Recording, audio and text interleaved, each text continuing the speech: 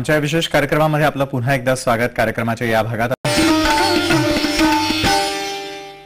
पर्यावरणाचा समतोल राखण्यासाठी अनेक गणेश भक्तांनी घरगुती गणपती उत्सवामध्ये इको फ्रेंडली गणपतीची मूर्ती आणि आरासही इको फ्रेंडली तयार केलेली आहे। घाटकोपरच्या परिसरामध्ये राहणाऱ्या प्रकाश जाधव यांनी बाप्पांची मूर्ती आणि आरास इको फ्रेंडली तयार केलेली आहे। चला तर मग पाहूयात या इको फ्रेंडली गणपतीची संकल्पना।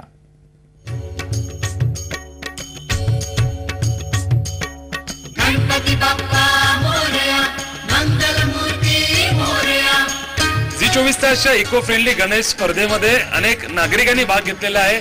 अशांपैकी एक स्पर्धक प्रकाश जाधव जे घाटकोपर इथल्या भटवाडीमध्ये पेडणेकर चाळीमध्ये राहतात, त्यांनी नक्की कशा प्रकारचा गणपती बनवलेला आहे, कशा पद्धतीचं इको फ्रेंडली डेकोरेशन केलेलं आहे हे आपण त्यांच्या घरी जाऊन बघूया।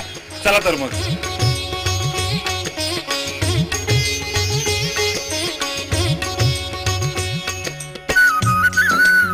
आता प्रकाश जाधव यांच्या घरी आहे आणि माझ्या मागे आपण बघू शकता की या ठिकाणी त्यांनी डेकोरेशन साकारलेलं आहे। त्याच्यामध्ये अनेक झाडांचा वापर केलेला आहे, अनेक फुलांचा या ठिकाणी वापर केलेला आहे। नक्की या माध्यमातून इको फ्रेंडली गणपती कसा साकारण्याचा ते प्रयत्न करत आहेत हे आपण जाधव कुटुंबियांकडूनच जाणून घेऊया। प्रशांत जाधव, मला तुम्ही सर्वप्रथम सांगा की मूर्तीबद्दल तुम्ही काय सांगाल? मूर्ती शाडूची आहे। नॉर्मली पीओपी मुळे जो म्हणजे पर्यावरणाला त्रास होतोय, म्हणजे पीओपी एकदा पाण्यात गेल्यानंतर ते पुन्हा म्हणजे पाण्यातून परत येतं। शाडूची माती किंवा नैसर्गिक मातीसारखे ती जेणेकरून पाण्यात विरघळून जाते, त्यासाठी आम्ही ही शाडूची मातीची मूर्ती देवा करितो तुझी वंदना, देवा करितो तुझी वंदना, देवा करितो तुझी वंदना। सर्वप्रथम म्हणजे आम्ही जेव्हा आमचा गणपती बसवायला सुरुवात केली ना, तेव्हापासूनच आम्ही ठरवलं होतं की इको फ्रेंडली करायचं। ठीक आहे, म्हणजे आम्ही कारण मोस्ट ऑफ द गणपतीमध्ये पीओपीचा आणि थर्माकोलचा म्हणजे प्लास्टर ऑफ पॅरिस आणि थर्माकोलचा वापर होतो की जे रिसायकल नाही।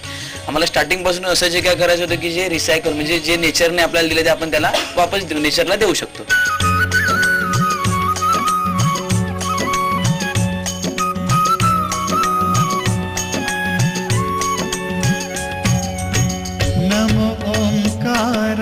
गणपती विसर्जनानंतर आम्ही या ज्या हे रोपं आणलेली आहेत ती प्रत्येकांना येणाऱ्या लोकांना एक दोन रोपं देतो। त्या अर्थी ते आमच्या घरी जाऊन ती रोपं लावल्यामुळे वृक्षाचं रोपणही होते ऑटोमॅटिकली।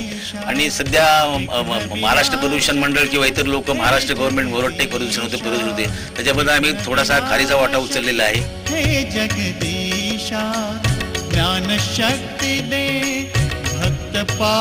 खऱ्या अर्थानं यांनी हा इको फ्रेंडली गणपती साकारलेला आहे। प्रत्येक गोष्टीचा वापर त्यांनी खुबीने केलेला आहे। शाडूची मूर्ती, अनेक झाडांचा कल्पकतेने वापर केलेला आहे आणि गणेशोत्सव संपल्यावर ही झाडं ते दुसऱ्या लोकांना देणार आहेत आणि झाडं जगवा, झाडं लावा हा संदेश ते पोहोचवण्याचा प्रयत्न करणार आहेत। नक्कीच जाधव कुटुंबियांचा अत्यंत स्तुत्य असा हा उपक्रम आहे। झी 24 ताससाठी कॅमेरामॅन संदेश अमित जोशी, मुंबई।